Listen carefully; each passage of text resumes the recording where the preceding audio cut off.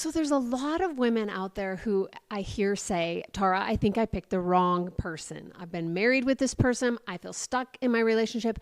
How did I pick the wrong person? They looked so amazing initially. And I'm going to say, you didn't pick the wrong person. You fell in love or you bonded on brokenness.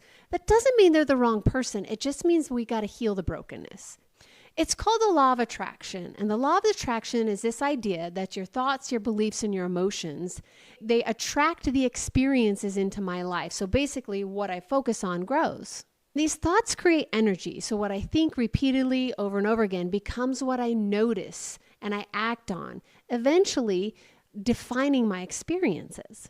So now I have beliefs and expectations, and they equal a manifestation of what I think is true, but it may not be. If I have a belief system that I'm only lovable if, okay, I help you, I care for you, or I serve for you. And I've developed this belief system as from my family system.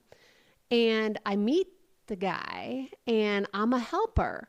Then the energy that I put out into the world is going to match the guy's energy who has a belief system that says people only love me if they help me or they rescue me or they're kind to me or they validate me. And so somehow with this law of attraction, these two energies meet and we think it's love. We think we've fallen in love because it's familiar, but it's not familiarity. It's just our survival instincts binding each other.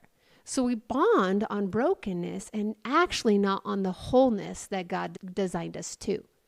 And the Word of God actually validates this in Proverbs 23:7. It says, as a man thinks, so he is. Everything about me becomes what I think or believe about me. This is why God is constantly transforming us back to the original design that he created us to be. So here's 5 things I can do. I'm going to tell you, you did not marry the wrong person, but you did bond on brokenness. So the first thing we have to do is give ourselves some grace. We have to acknowledge that our nervous system chose from survival instincts, these old familiar patterns, not necessarily from our identity. Number 2, I'm going to stop over-functioning. I'm going to break the pattern that keeps us stuck. Maybe I was over-responsible. I'm going to take on normal responsibilities. Maybe I was a chronic caretaker for me and everyone else around me, and I might pull back and start caring for the things that I'm supposed to care for. Number 3, I'm going to learn to regulate before I relate, which means when that old nervous system comes up, when conflict arises, fear is going to cause me to freak out. I'm going to regulate, pause, breathe, hand to heart. I'm okay. And I'm going to learn how to relate to the person in front of me, aka your husband, not from a place of fear, but from a place of love. Number 4, I'm going to get really honest about what I want instead of what I fear. So many things that attracted us were fear-based survival strategies.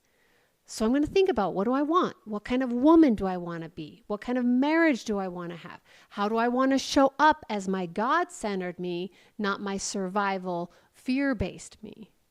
And number 5, I'm going to create new relational patterns when I do this.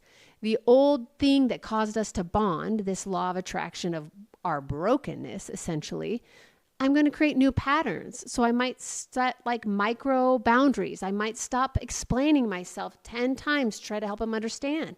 I might speak the truth in love calmly, not from an anxious place. Or maybe I might even just say no for the first time without apologizing.